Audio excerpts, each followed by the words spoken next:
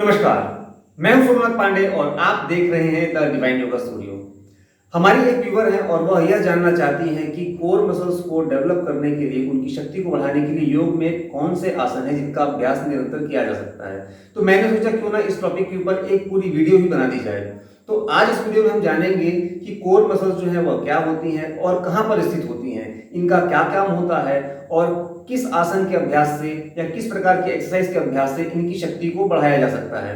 तो चलिए शुरू करते हैं, लेकिन आगे बढ़ने से पहले मेरी हमेशा की तरह आपसे एक छोटी सी रिक्वेस्ट है कि जो नीचे लाल कलर का सब्सक्राइब बटन है इस पर क्लिक कीजिए और बेल आइकन को दबा करके ऑल पर क्लिक कर दीजिए ताकि मेरी आने वाली सभी वीडियोस की नोटिफिकेशन आपको मिलती रहे और आप ऐसी ज्ञानवर्धक वीडियो हमेशा देखते रहें। जब भी हम पैदल चलते हैं, उठते हैं, बैठते हैं, झाड़ू लगाते हैं, पोछा लगाते हैं, सीढ़ी चढ़ते हैं, पैरों को ऊपर नीचे करते हैं, तो इन सभी कामों के लिए हम अपनी कोर मसल्स का ही इस्तेमाल करते हैं। तो ये जो कोर मसल्स है ये होती कहाँ पर है? तो हमारे पेट में सामने की तरफ, साइड में, पेट में ऊपर की तरफ और नीचे की तरफ, यानी पूरे पेट की मांसपेशियां, साथ ही कमर का जो निचला हिस्सा होता है उसमें जो मांसपेशियां स्थित होती हैं वे, आपके नितंब और जंघाओं में ऊपर की तरफ साइड में जो मांसपेशियां होती हैं, इन सभी मांसपेशियों के समूह को ही कोर मसल्स कहा जाता है। यदि ये कोर मसल्स कमजोर हो जाएं तो हमारे रोजाना के ये काम मुश्किल हो जाते हैं और साथ ही अगर लंबे समय तक इनमें कमजोरी बनी रहे तो लंबर स्पॉन्डिलाइटिस, कमर दर्द या फिर स्लिप डिस्क जैसी परेशानियां आपको घेर सकती हैं। तो इन सभी परेशानियों से बचने के लिए योग में ऐसे कुछ आसन वर्णित हैं जिनका अभ्यास करके इन मसल्स को, इन मांसपेशियों के समूह को मजबूत किया जा सकता है और साथ ही ऐसी कुछ एक्सरसाइजेस भी हैं जिनका अभ्यास करके इन मांसपेशियों को मजबूत किया जा सकता है। तो चलिए शुरू करते हैं और जानते हैं कौन से हैं वो आसन जिनका अभ्यास करके हम इन मांसपेशियों को मजबूत कर सकते हैं। तो आज इस वीडियो में मैं आपको जो पहला आसन बता रहा हूं वह है दंडासन।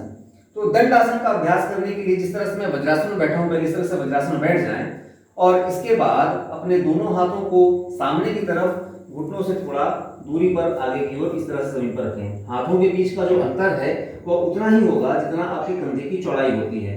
इसके बाद अपने पैरों को पीछे की ओर ले जाएं व घुटनों को ऊपर की उठा दें। फिर अपनी पीठ को सीधा रखें, गर्दन को ऊपर की उठा करके सामने की ओर देखें, श्वास की अवस्था सामान्य रखें। कुछ देर इस आसन में रुकें और फिर वापस अपनी पूर्व अवस्था में आ जाएं।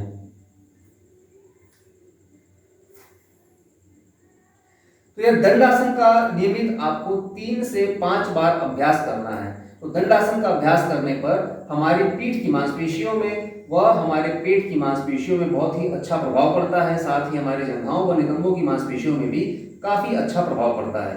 अब हम बढ़ते हैं अपने अगले आसन की तरफ। तो अब जो हमारा अगला आसन है वह है वशिष्ठ आसन।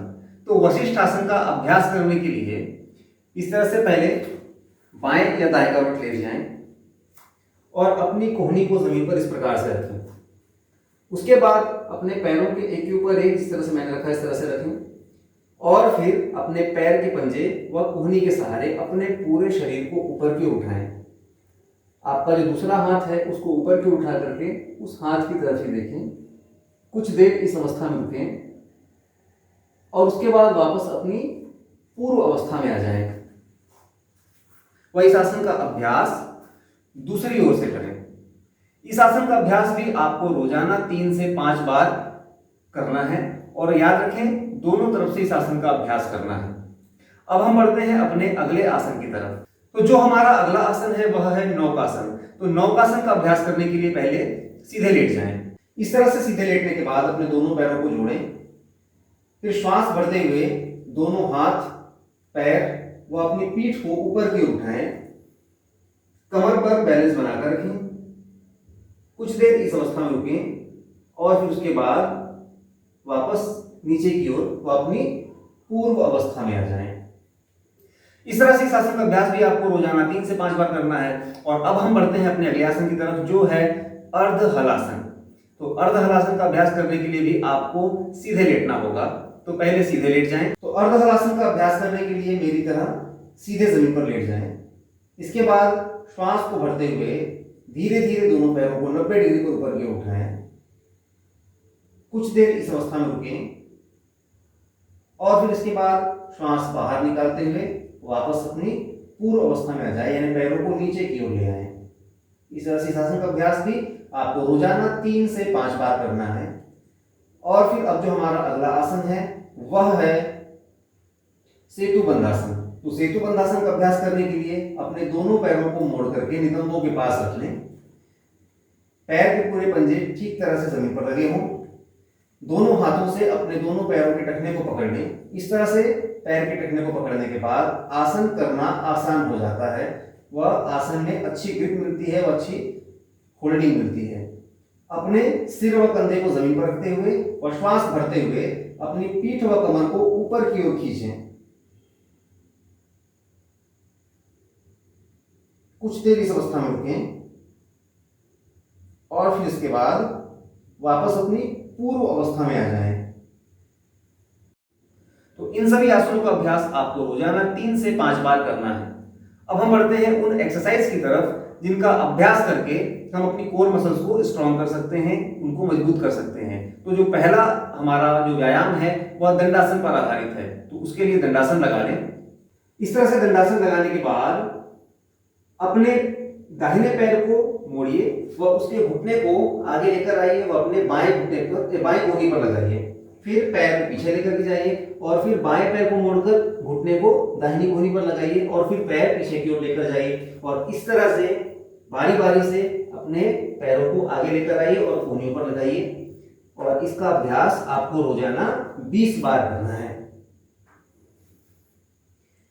इसके बाद दंडासन लगाने के बाद अपने दाहिने पैर को कमर के पीछे की तरफ ऊपर उठाएं, फिर नीचे लाएं और फिर बाएं पैर को ऊपर की तरफ उठाएं और नीचे लाएं। और इस तरह से बारी बारी से इसका अभ्यास करें। अब जो हमारा अगला व्यायाम है उसका अभ्यास करने के लिए सीधे जमीन पर लेट जाएं। तो अपने दोनों पैरों को 90 डिग्री पर ऊपर की उठाएं। इसके बाद अपने दाहिने पैर को नीचे जमीन तक लेकर आएं और फिर वापस ऊपर की ओर ले आएं। फिर बाएं पैर को नीचे जमीन तक लेकर आएं और फिर वापस ऊपर की ओर ले आएं। और इस तरह से बारी बारी से इस व्यायाम का अभ्यास भी आपको 20 बार करना है।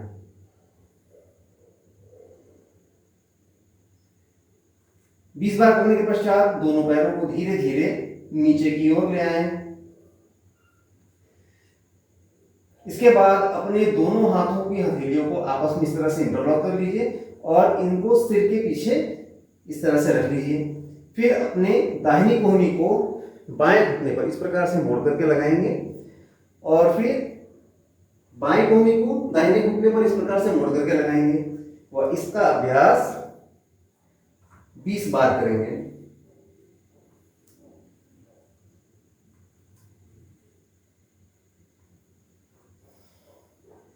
मेरे द्वारा बताए हुए इन सभी आसनों व व्यायामों का निरंतर अभ्यास करने से कोर मसल्स की मजबूती को बढ़ाने में सहायता मिलती है व भविष्य में होने वाली वे परेशानियां जो कोर मसल्स के कमजोर होने से होती हैं वे कभी नहीं होती। आशा करता हूं कि कोर मसल संबंधी सारी जानकारी आपको इस वीडियो में मिल गई होगी। यदि आपको वीडियो पसंद आई है तो वीडियो को प्लीज लाइक करें और जाते जाते चैनल को सब्सक्राइब करना तो बिल्कुल भी मत भूलें। मैं मिलता हूं आपसे अगली वीडियो में। नमस्कार।